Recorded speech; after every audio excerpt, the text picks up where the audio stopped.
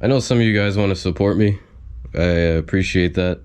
And you can do so by buying a shirt. Now you don't have to buy an expensive turbo or head gasket. You could just represent your boy. So I've made the executive decision to swap motors on this thing. I've already started because I was eager. Pulled my wiring harness off, charge pipes, the front end, everything. So as you know from the last video, had issues with the pressure plate, or the strap is broken, more than just issues.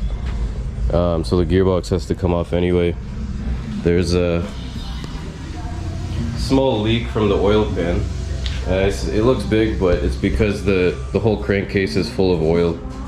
And because of the dry sump, the oil draining into it, of course. So that small leak turns into a steady drip once the car sits for a while. So anyway, I was saying in the last video that the connecting rods are quite old in this engine. 4 years, and this is literally the highest revving Saab ever on earth right now. So if a rod snaps, I lose everything. I lose the cylinder head, lose the bottom end, lose the crank, everything. And then I gotta spend 60 hours again porting another head. So it's not even that I have any serious events coming up or anything crazy. I actually don't have any events planned. But at the end of the day, this is my car. I want it fixed. I want it in tip-top condition. Even if it's just gonna sit. After this past event, again, getting so close to the record, pouring all my time and energy in, and then not getting it, I kind of realized it's not fun trying to chase records, even though it's fulfilling once you do get it. So I'm not gonna have another shot at that record this year. There's other records to beat, of course, but I don't feel like going down that road again and just spending all my time and money and becoming miserable just to make this car go as fast as it can. So my idea is to swap the engine and then just enjoy the car, man. Like, it's very simple. But again, I'm afraid of just cruising around and enjoying it with that engine because it just might grenade at any point. And I don't know the condition of that main bearing from the pressure plate failing, etc., etc. So I could ramble on about that all day, but again, objectively, the correct thing to do is to swap it if I'm going to drive it, even if it's competition or just lapping. So of course the engine I'm putting in is the one I built last winter, so check out that video if you haven't already of the build of this engine. So it's the same spec, it's just fresh. So that one has a lot of scrapes in the bores from the years it's been run. I've been running that engine since 2017, since the car was built, that block and those pistons and rings. So, and then the rods for 4 years. So it's probably going to pick up a few horsepower just from ring seal alone, even though compression and everything is the same. And then the cylinder head. So I built this beautiful head, clean valves, everything. It's just a little oily because I put oil in it for it to sit. Huge exhaust ports, huge intake ports. The same cams except brand new. So the H-Blum 268 cams. Again, watch that engine build video if you want to see specifics. But the goal again isn't really more power. I just want everything fresh because I don't know if that head's gonna drop a valve or something. Those misfires really scared the crap out of me, so I just want to go through that one. But I don't think my intake manifold is going to match up perfectly with this head. Actually, it's not at all. These ports are way bigger than the intake manifold. So for now, I'm just going to slap it together with the current manifolds because I just want to go and break this engine in and cruise, and then I can go ahead and build better manifold with fresh flange and everything, and just not have a manifold that cracks every time you look at it the wrong way. So that's the idea here, and then I guess it's time to get to work if I want this done. It doesn't take too long to pull this motor. Got the intake off as well, and it's just hanging here. But look at the damage from the pressure plate coming apart. It left a nice, not so nice streak in the bell housing. It hit the starter there, you could see shiny spot on it. I mean, I'm gonna pull this transmission apart anyway. because I want to change gear ratios. But yeah, so of course this strap on the pressure plate broke, but the whole pressure plate itself is actually broken. Like, look at that. So anyway, like I said, I don't know what kind of damage this might have did to a main bearing because it vibrated really bad. So it's just time to swap the motor. So unfortunately I can't just throw the next motor in this video because I got a lot of work ahead of me.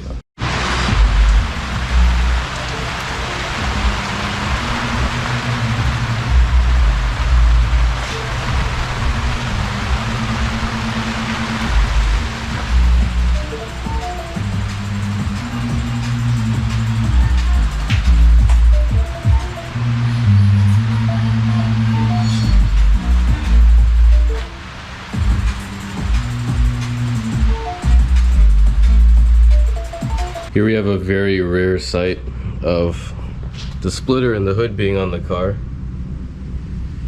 and there's no engine in there. Looks very odd. I'll take the hood off.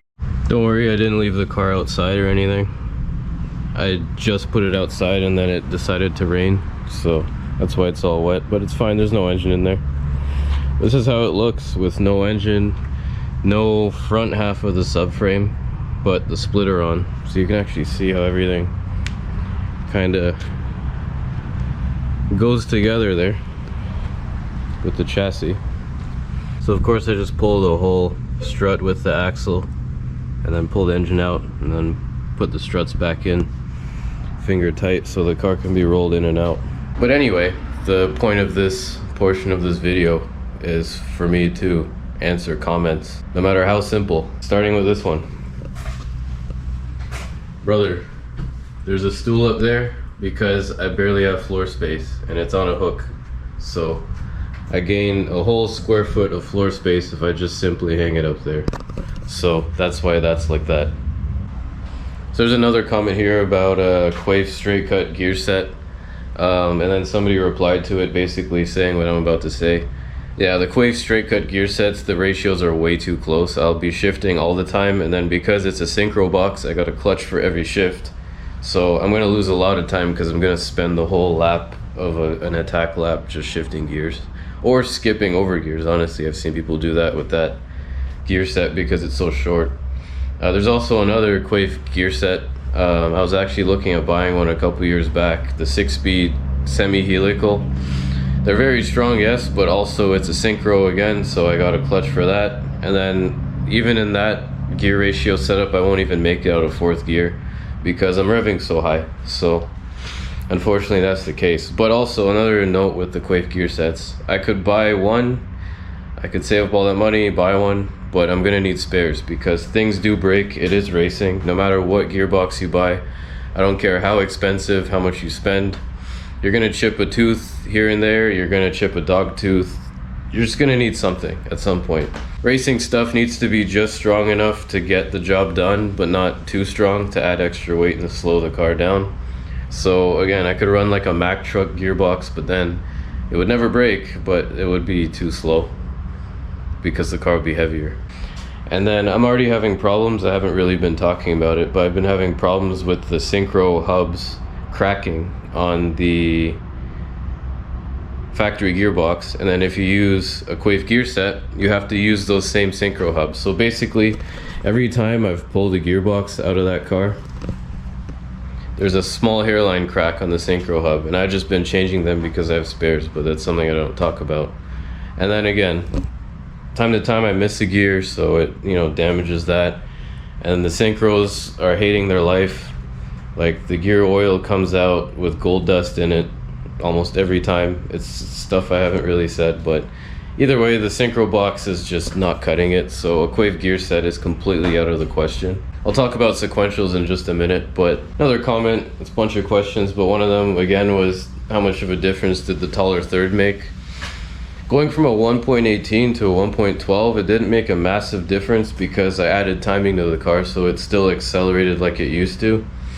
But again, the not having to shift, it makes it so much easier. Plus you have to clutch and everything, and then every time you clutch and shift, you lose like 0.3 of a second or 0.2, because again, boost has to build again because you came off throttle. So not having to shift is the main benefit from that.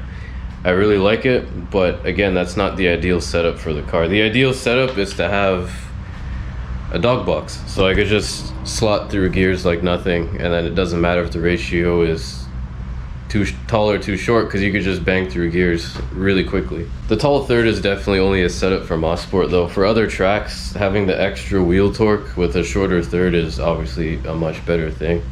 So it works for what I needed it to work for, basically. And I can't find the comments for these, but they're probably from a way back. But sequentials. I don't have a sequential in that car yet because I can't afford it. It's that simple. So it's the same thing as the Quaif. I can't just buy one sequential and then be done with it. I'm going to need spare gears. I'm going to need spare stuff to actually keep racing the car and have some sort of a program. Because then you break something and then you're out for like months until whoever it is provides you with a new spare. So, and then that's saying even if I could afford a one sequential in the first place. To do a sequential, I'm going to have to redo the subframes so that the actual gearbox fits. I'm gonna probably have to add a gear oil cooler because whoever it might be might not warranty it without a cooler. So I'm gonna have to add weight, and then a sequential is heavier as it is. I'm gonna have to refab everything, put a gear shifter in.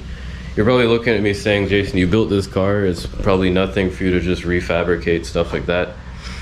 No, I could do it, it just takes a lot of time that I just don't have right now. So it works out costing much less to blow up one of these gearboxes and fix it.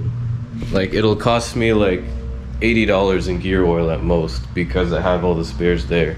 So $80 versus like thousands to fix is a big difference. So it's the reason why I can afford to run this car.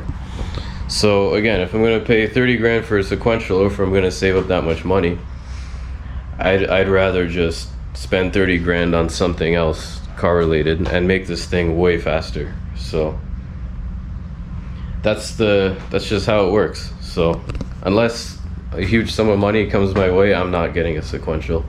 So as much as people want to see it, it's more effective for me to actually just design my own gears, because again, I've designed everything on this car. I designed lots of stuff to sell, turbos, I know how to do all that stuff. So it's more effective for me to just design a dog box gear set for this transmission and then run it, and then it'll end up being lighter than a sequential. And I'll have spares on deck because I designed the stuff and have it in stock myself. So that's probably the better path to go, but I'm not making any promises as of yet. Another question is about World Time Attack. So of course, it'd be amazing to just go to World Time Attack. Same person commented again about Swedish Time Attack and Robert Uhr with the other sub in Sweden and all that. So I'm just gonna lump this all into the same answer. Packing up a car and putting it in a shipping container and bringing it onto the other side of the planet is a big endeavor. It's a big enough endeavor already just going to local events. So again, it's just a money thing. If at this stage I don't have the money to do certain things, I definitely don't have the money right now to go bring the car to Sweden or Australia for World Time Attack. So not to say the car wouldn't be competitive. The car is ballistic fast at this point.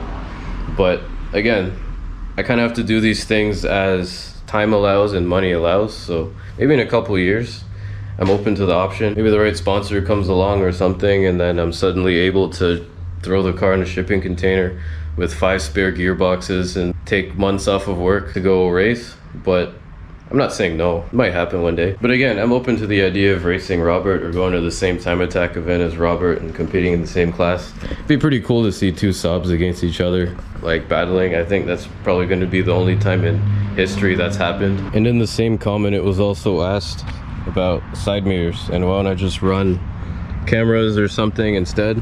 Well, the answer is pretty simple. The lightest thing is just to run nothing. Until someone makes a rule where you have to have something to see down the side of the car, I'm just not going to even think about it, because it's one less thing to worry about. Sometimes you see like the electric rear view mirrors they have in LMP2 cars, or even GTP cars, sometimes they glitch out and they stop working. So if something like that stops working at the track, it's just going to be an extra headache, another 20 minutes to figure out, and then, you know what I'm saying. Less things to go wrong is less things to go wrong. So as Elon Musk would say, the best part is no part. There's a couple comments about the tire slipping on the rim and wheel balance and stuff. So the first one, basically, yeah, gluing the tire isn't the best option, but I didn't have much time to do something because, again, I was rebuilding most of the car. So glue got it by, but again, yeah, knurled beads is the right way to go, and then, you know, just drying it up nicely. That's just a time constraint thing. And then as for putting balance beads or wheel weight beads or whatever you call them, exactly, that's a big no, because lateral G, and you can imagine what's going to happen if you take a corner at 2G and then the wheel weights, the beads go to one side of the tire. That's going to be disastrous. So yeah, absolutely not. Those beads will probably work at a steady 100 kilometers an hour on the highway, but if you're hitting 270 intermittently and 200 in corners, you don't want those things in your tires. The last few questions are about alternators. I actually got rid of the bad ones already, so I don't have anything to show you there. But one comment was saying voltage regulator. It was not the regulator. There's a brand new regulator in it, and if you watch that video, you'll hear me say that the case halves fell apart. And then someone else said, why don't you underdrive the alternator? Well, I just happen to sell underdrive pulleys for these cars, and I'm the only one who does. So the alternator is already underdrived. So again, the issue was the two case halves vibrating apart, and then the rotor rubbing into the stator and then shorting it out. So, and then the next comment was about running a full loss system, which means no alternator, 16-volt battery, and then send it basically. And then when it's dead, you come in, you put a new battery in, or you charge it up, and you're ready for the next session. I thought about that. It would be great. I'd pick up a little bit of horsepower and a little bit of free rev inertia, or lose a little bit of inertia. But the issue with that is sometimes I like to just go to the track and turn like 40 laps in this thing, and then I can't do that if I have no alternator. So it'll just be a dedicated time attack deal. So I'd rather keep it so I can do the extra laps if I need to, and so that I don't always have to bring a generator to the track if I just want to go and enjoy the car. So it's a good idea, but not for me, or not for this car in particular.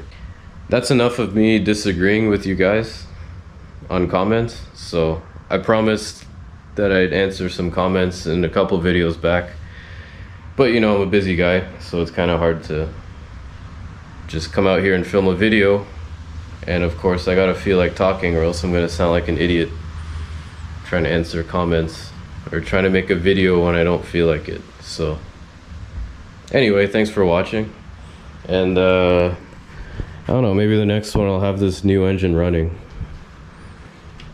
But again, I'm not in a rush, because who's rushing me? Me.